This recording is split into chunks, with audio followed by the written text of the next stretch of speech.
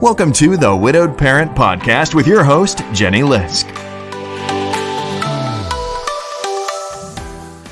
Hey everyone, it's Jenny Lisk, and this is episode 45 of the Widowed Parent Podcast. So I'm changing things up this week. I'm doing something kind of crazy. I've turned the mic over to a friend of mine to interview me this week on the show. So my friend Karen Millsap, who you might remember I interviewed back in episode 14. And if you missed that, please do be sure to go and listen to that because Karen is amazing and you'll want to hear her story. But this week I asked her to interview me, and it's because the 1-year anniversary of the podcast is actually coming up this month. So I started it during Children's Grief Awareness Month last year, November of 2018.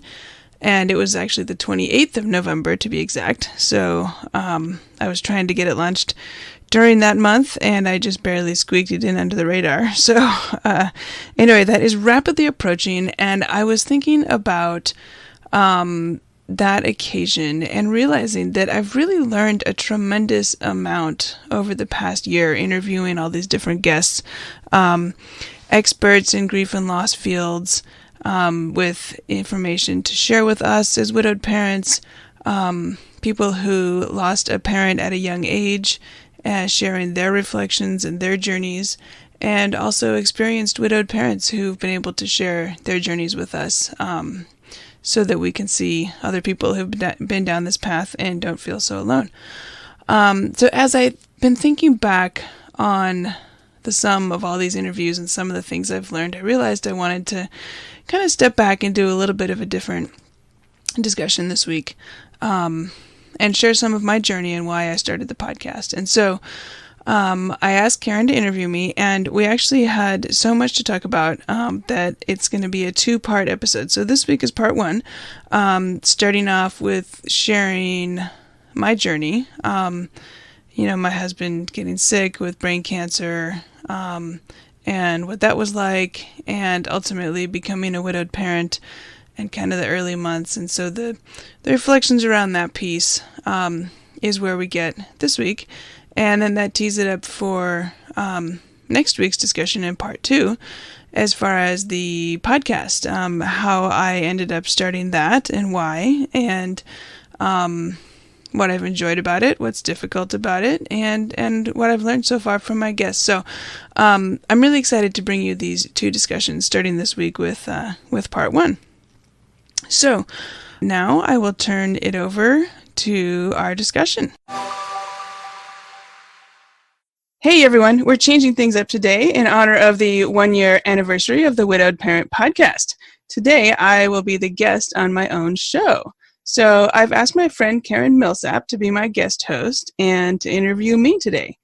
So longtime listeners will probably remember Karen from when I interviewed her back in episode 14. And if you missed that, I'd encourage you to go and check that out.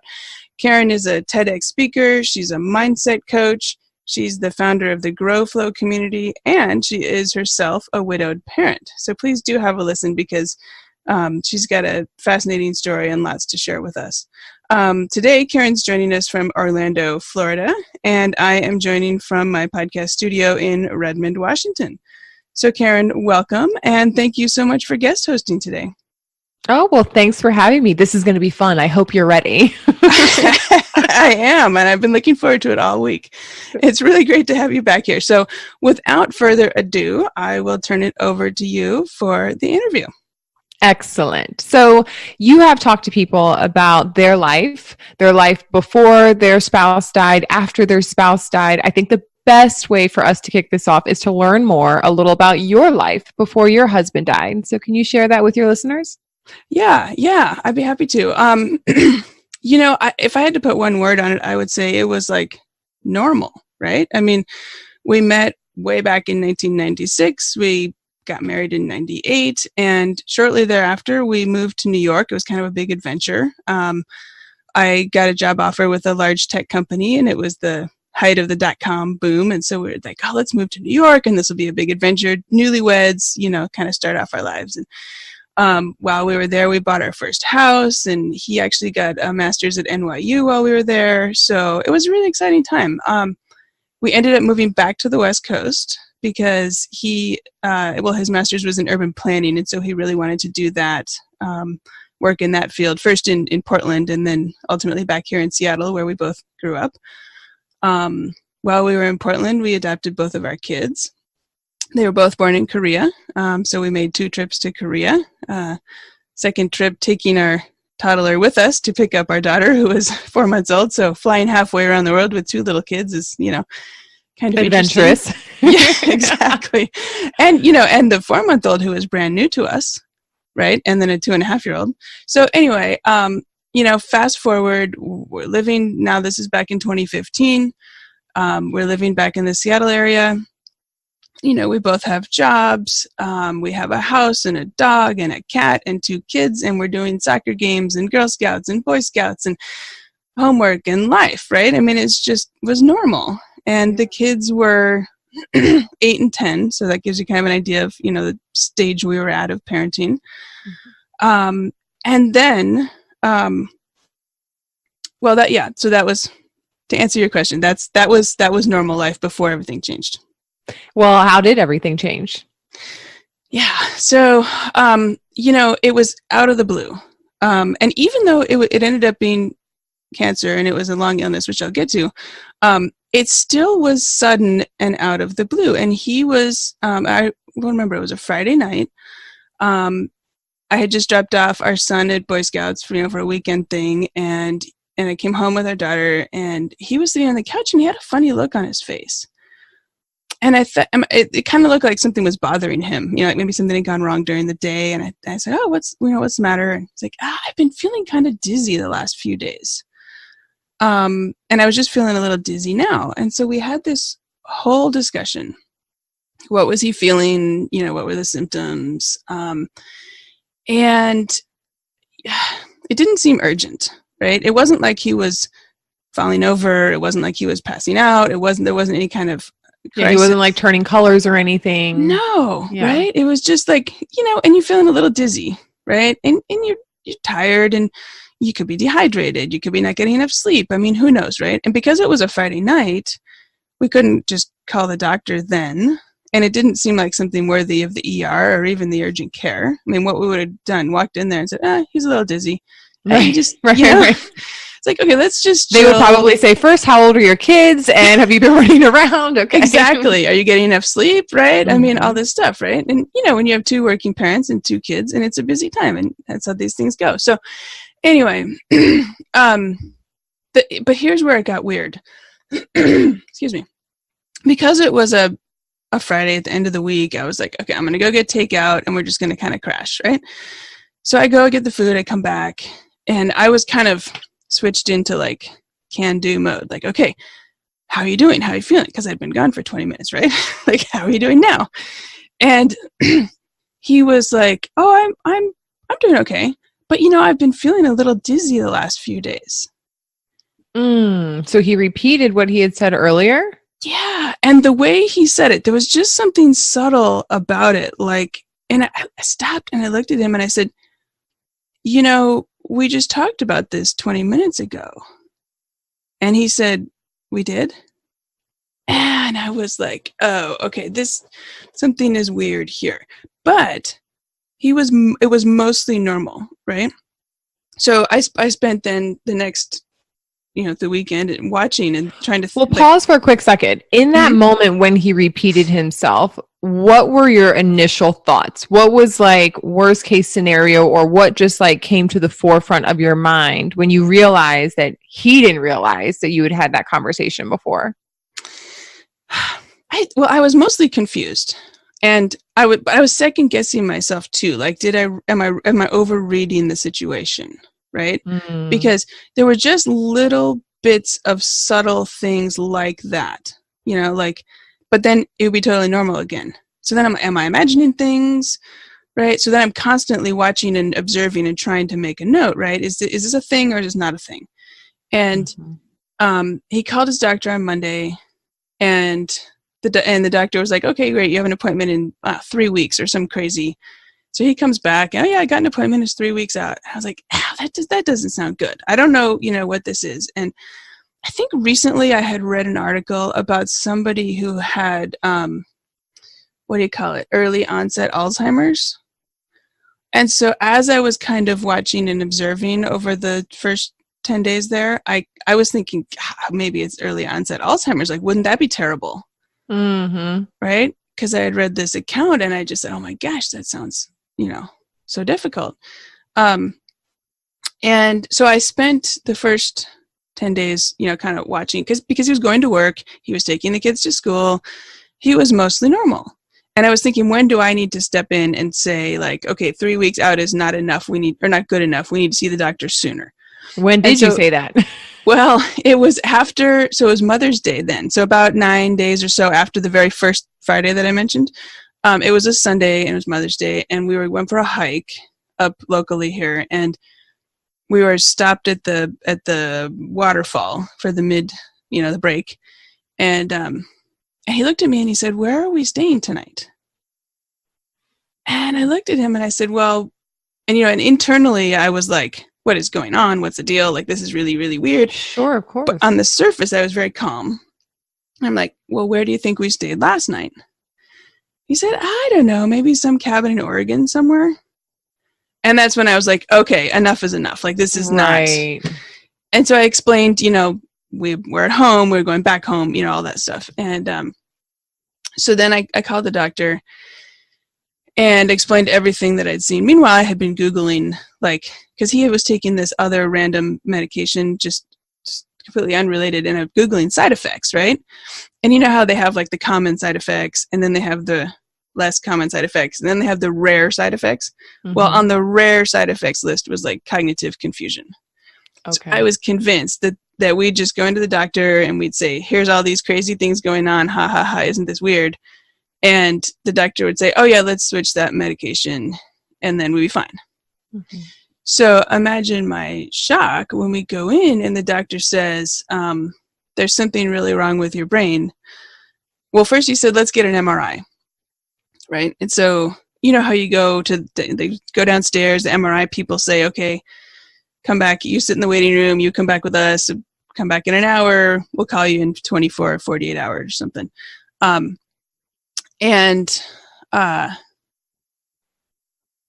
I've lost my train of thought. Oh, at the end of the hour, they come back and they're like, actually, can you go upstairs? The doctor wants to see you now. So I was like, I don't know what this is, but this is not normal and this is not a good thing, right? So anyway, the doctor says, I think there's something really wrong with your brain. I don't know what it is. I don't want to scare you. It might be glioblastoma. Meanwhile, I'd never even heard that word before. Tell the listeners, what is that? So it's brain cancer. Mm-hmm. And it is a particularly aggressive form of brain cancer where a tumor can jump from, I don't know, tiny or almost nothing to big and impactful in a matter of weeks. Gosh. So, and it, by the way, is the same brain cancer that John McCain died recently of. Beau Biden died of the same brain cancer a few years back, and Ted Kennedy died of it a number of years back. So it's been a little bit more talked about recently with some of those prominent people having it. But at that time, I had never heard of it. Mm-hmm. And so he says, anyway, you need to go see the neurosurgeon tomorrow.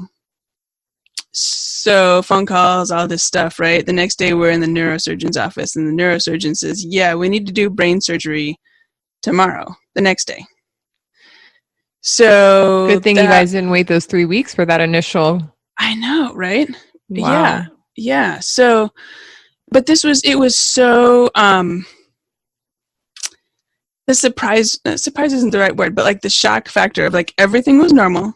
And then in a very quick amount of time, everything was a disaster, right? There was no ramp up period of, get adjusted to anything.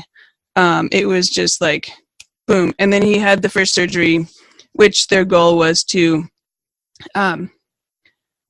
take out as much as they could of the tumor and also get a biopsy to see if it was cancerous or not. Because at that point, we all we knew was it was a tumor. As it turned out, they couldn't take out any of it, just enough for a biopsy, because it wasn't just a lump you could cut around. It was woven out throughout everywhere in the brain. So anyway, we ended up with 8 months of lots of hospitalizations, surgeries, infections, cerebral spinal fluid leaking out of his head, multiple times in the hospital, so many ER visits. For a while, he was at a skilled nursing facility. Then he was back home. And ultimately, at the end, he ended up on hospice at home for the last several months. How long was that time frame from the Friday that you found out until he passed? It was about 8 months. Oh my gosh, that's fast.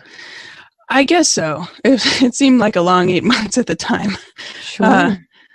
Because it was so like every day was a full day of, I don't know if activity is the right word, but yeah, I mean, when you're talking about medications and doctor visits and figuring out what to do about this complication or this situation, or like every day was its own whole lifetime practically, Mm-hmm. And I didn't realize, so he died in early January, and the year that he died, I didn't even realize how close that was to the holidays. It was like we had Christmas one week, New Year's the next week, and he died the next week. They're all like 1 week apart. But at the time, everything was in such slow motion, it may as well have been like months later, right? Mm-hmm. And it was only that approaching the first year anniversary that I was like, oh my gosh, actually all these holidays and the death anniversary are all kind of consolidated here in a couple of week period. It's kind of strange. So I know we're going to talk about being a widowed parent, but how were the kids during those 8 months? What was it like for them? Yeah. It was a hard time, and I think so. They were 8 and 10 when he was diagnosed, and then during that year, or during that 8 months, they turned 9 and 11. So that's the ages they were when he died. They first of all, I early on, somebody gave me the advice that I needed to be honest with them and tell them what was happening, because kids are really perceptive and they will either figure out or they'll just know that something really bad is happening. And so if you don't tell them, they'll actually conjure up worse things in their imagination than whatever the true situation is. And so right. I tried to be as honest as possible. I mean, I didn't ever tell them, make up stuff or tell them wrong things. They were remarkably, I think they knew that it was a stressful time, and they were really positive and helpful with him.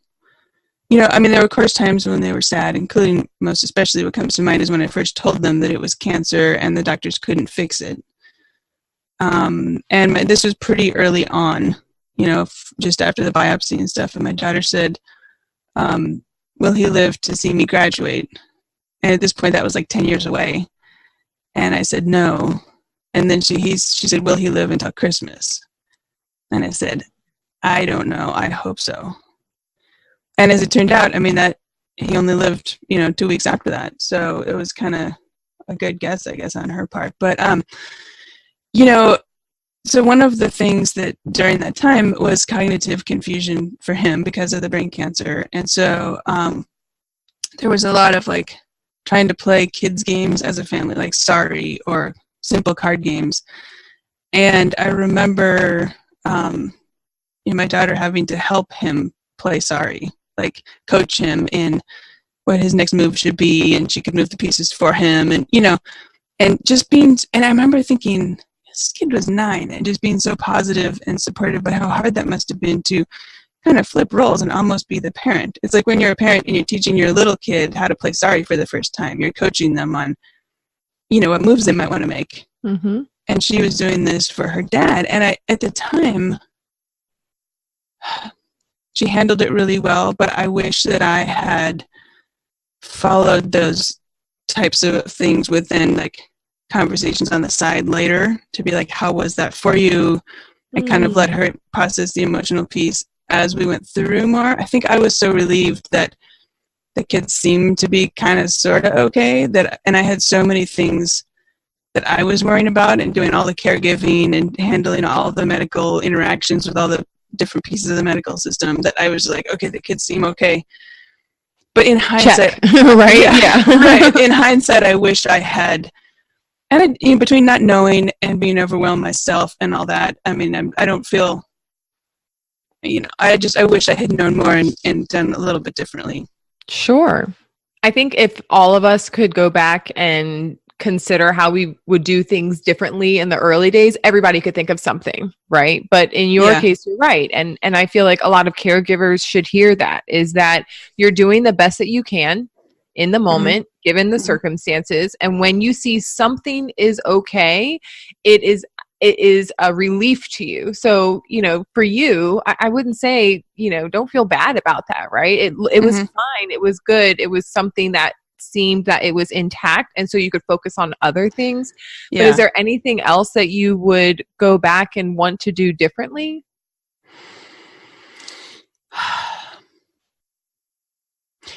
I wish that I understood sooner this idea. And it's something, as I do more reading and talking to people, I've come to learn it more recently, but that, you shouldn't try to talk people out of their emotions, or you shouldn't try to convince them that whatever emotions they're having are not valid or not, almost like a silver lining. Like if somebody says something, I think a lot of times it's a natural urge to be like, yeah, but something, and put a positive, spin on it. Yeah. And what I've learned since then is that that's actually not, well, first of all, you can't really talk them out of it. What ends up happening is they just feel like they're not really seen, like they're not feeling validated in their experience, and nobody really understands them. And that makes it Or they worse. Feel ashamed.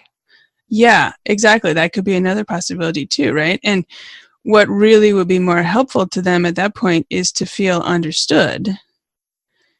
And that helping them feel understood is better overall than trying to point out some other, positive thing they didn't think of. And I thought about this again recently because I went to see the movie Screenagers Next Chapter.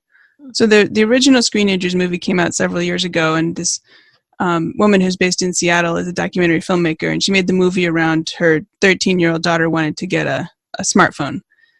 And so how they should navigate that. And she did a lot of, interviews and research and the screens and their impact on teenagers and all that.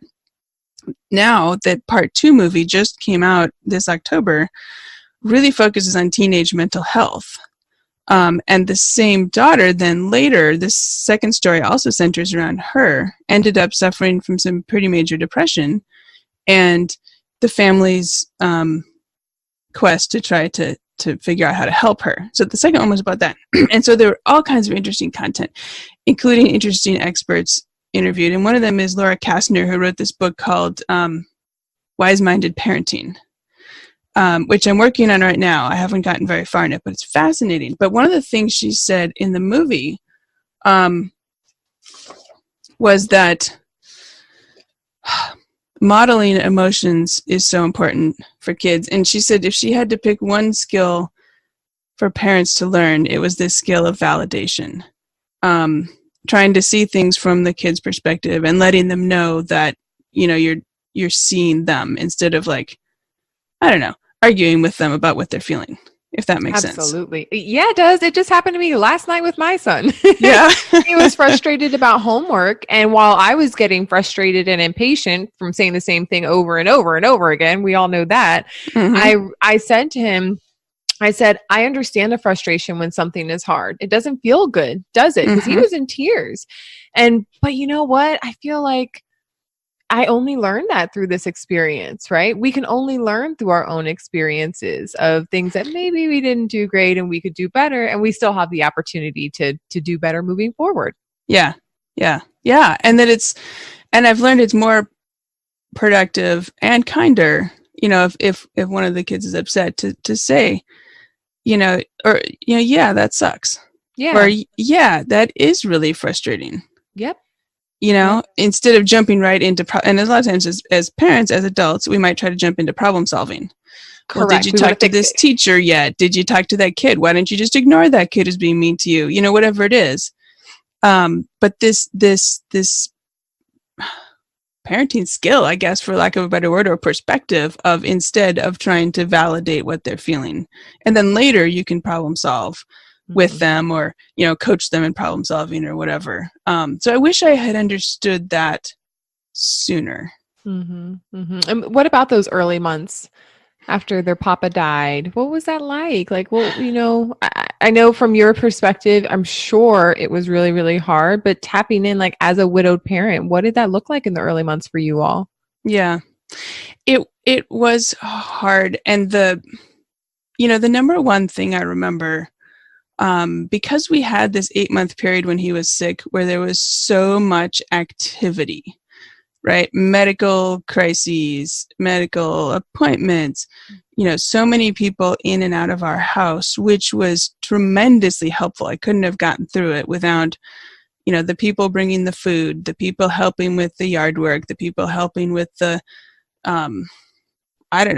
cleaning stuff, and as well as the people in and out, like the hospice nurse and the hospice care, nurse's aide, and the friends, the family, and the professionals. So many people were just, we had so much bad activity going on for 8 months, that at the end of that, it was kind of like, we need a collective breath here. Like, we kind of needed to circle the wagons a little bit and just kind of, I felt like anyway, to kind of, okay, now we've got the 3 of us and we need to just kind of collect ourselves. Like, take a beat. Yeah. After all of this activity, which again, I want to stress, I'm so grateful for all of those people who were in our lives during that period. And yet at the end, it was like a lot and I needed to recover. Right. And so those early months, I can remember, that feeling, as well as the feeling of, I was having trouble focusing at work, and, I would then see the urn or see a picture, and then my head is back, remembering the funeral, and I'm flashing back all the scenes of the school choir singing, which was lovely, but still you're playing all that through your head, right?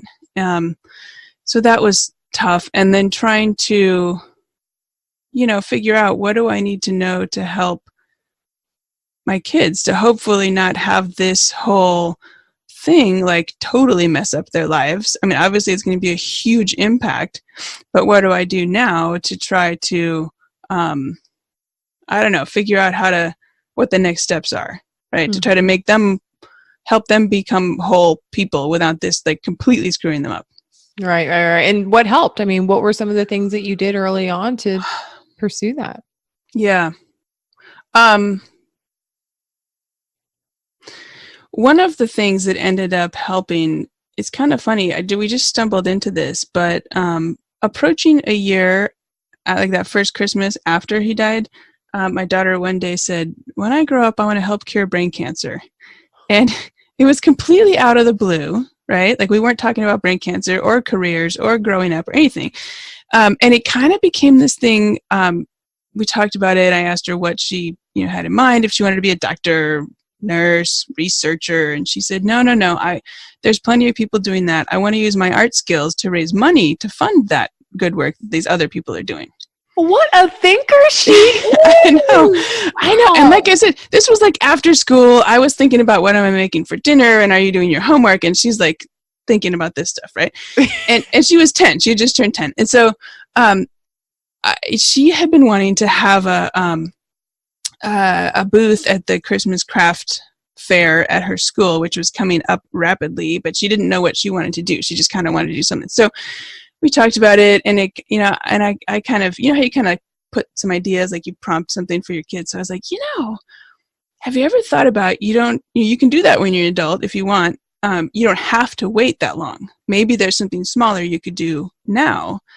And it kind of morphed into, she could create Christmas cards with her artwork and sell them at this festival, craft fair thing, and then donate the proceeds to brain cancer research. So she's like, okay. So she runs off to her room, and she like comes back half an hour later with like 6 different card designs. Oh my God. Yeah. And you get the Santa one and the reindeer one and the, all these things, right? And meanwhile, I was already in my mind, I'm off to like, okay, what am I doing for dinner now? Right? So she comes back with these cards. She's like, okay, Mom, here's the designs. Now, can you get them made into cards? I was like, okay, sure. Let me figure that one out. Right. And so I figured out, we got where to get them printed, and I had to do this quickly, right? Because the craft festival thing was coming up in 3 weeks or something. Right. And so anyway, I figured out a place online to get them printed. And, but then I had to think about, well, how are we going to package them and how are we going to price them? And I have no idea what people would pay for it. Right. All this kind of stuff. And, it was a great experience. So we sold the cards there. And at that first year we did it, we didn't even have packaging. I think we brought brown paper lunch bags. There you go. A ribbon around it. That works. Yeah. Oh no, it wasn't even that fancy. It was like, okay, you're buying 3 cards. Here you go. And you're in the lunch bag, right? Perfect. Now we've got them packaged in plastic with a nice little sticker and, but, anyway. Oh, wait, you're still doing that? Yeah. Yeah. What? Yeah. So what happened was, okay, so the first thing, it was going to be a one-off. And I was like, I don't know, we might raise $50, right? And that'll be great. Cause she's 10. So yay. $500. No way. Yeah. Yeah. Oh my goodness. Yeah. So, and I think it was actually a little under that. And she's like, can I donate some of my money to round it up to 500? And I was like, sure. Great. So, so then she said, okay, I want to go and give the money to Dr. Cobbs in person.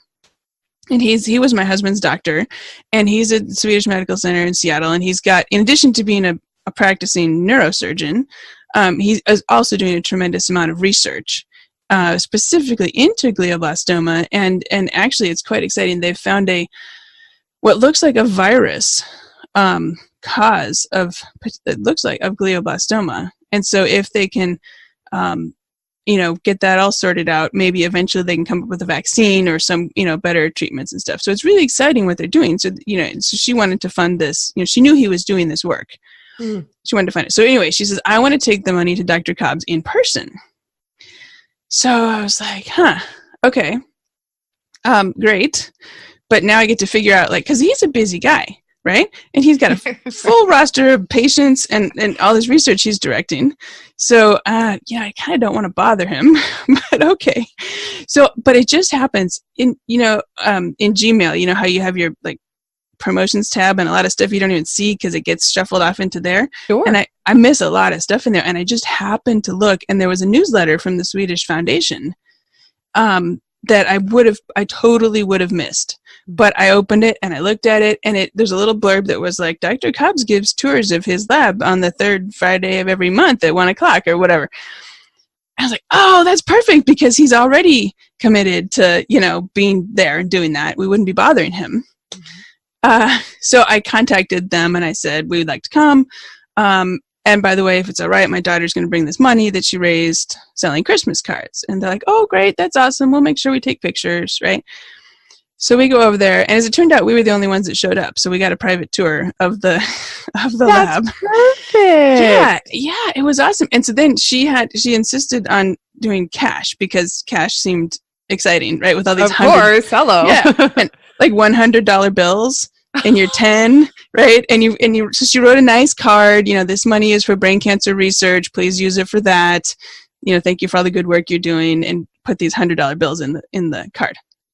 So, and he's so kind and good with, with kids and people in general. So he opens the card, and I think he was genuinely surprised how much money, was in there. And, so, we got pictures, and it was a great thing. And so then the people from the foundation, contacted me after the holidays, because this was right before Christmas. And said, hey, we think it's great what Megan did. We'd like to invite you and her to lunch just so we can say thanks and whatever. So, which was exciting for her, because I pulled her out of school, for a professional lunch, at the Chinese dumpling restaurant, which she loves. And so anyway, so she, leading up to that meeting, she was like, hey, this is great. Let's do it again next year. And so I said, yeah, great. Let's do it next year. Maybe also, do you want to think about doing some other cards that are not holiday cards? Then, maybe we can try to put up a little website and see, thank you notes or just plain cards with nice pictures, see what happens. So she made some designs and she brought them to the lunch and she showed them to the people from the foundation to kind of get their feedback. And they're like, yeah, this is great. You should totally do that. And so we put up a little website. But this is, so going way back to your question of what helped, it was really helpful for me to have this tangible thing to focus on, this project, right?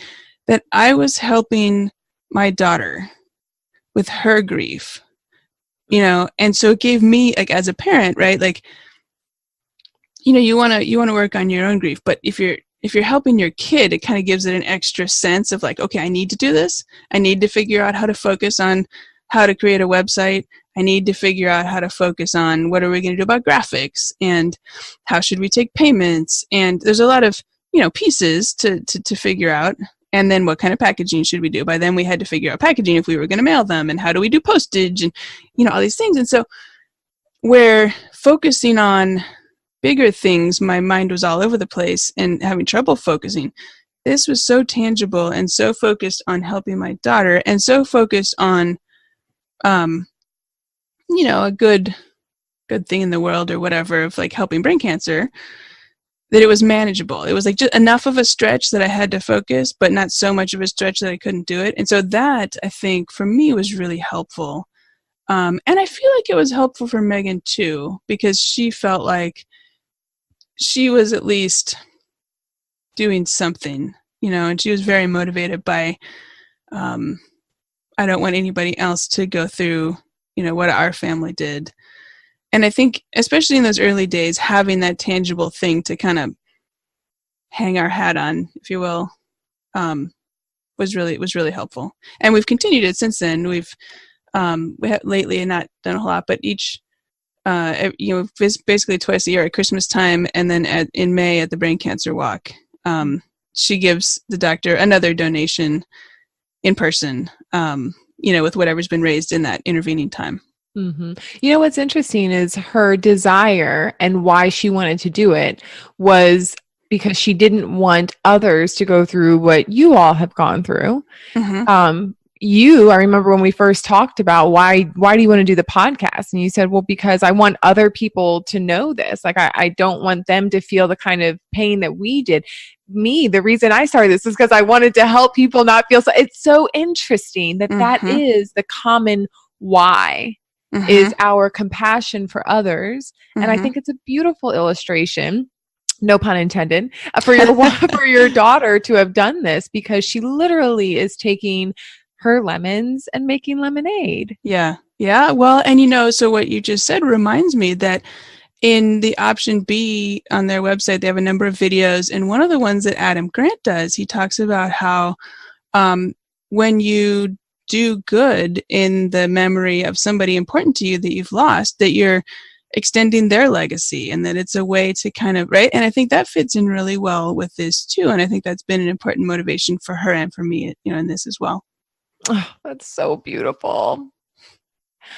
So Jenny, I love your story. I mean, I've heard only part of this before when we were getting to know each other. And I think there's just so much value in understanding where somebody has come to understand why they're doing what they're doing here. And when we see you today, we know you as the podcaster, not what has brought you to this point. And so I think that this was a beautiful episode to just hear more about that. But I am looking forward to next week, because yes, you and the way that you are taking your lemons and making lemonade, just like Megan did through her cards, it's impacting so many people. So I look forward to us continuing the conversation. And thank you for courageously being vulnerable and sharing and having to relive some of those tough moments. So thank you for that. Well, thank you. Thank you, Karen. This has been so great. It's great talking to you. And I really look forward to next week. Me too. I hope you enjoyed Karen Millsap's interview of me on the podcast as much as I did. You can find show notes and all the links at widowedparentpodcast.com and look for episode 45.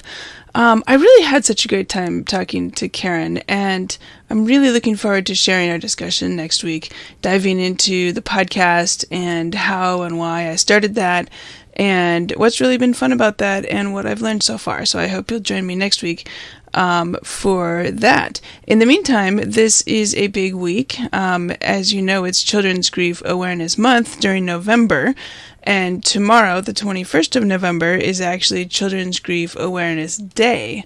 So if you are listening to this on Wednesday the 20th or on Thursday the 21st, I hope you will make plans to wear blue on Thursday. And blue is the color for Children's Grief Awareness, and I think that it is a great opportunity for us widowed parents to help raise awareness. And so it would be awesome if you could wear blue and take a picture of yourself and use appropriate hashtags and post it on social media.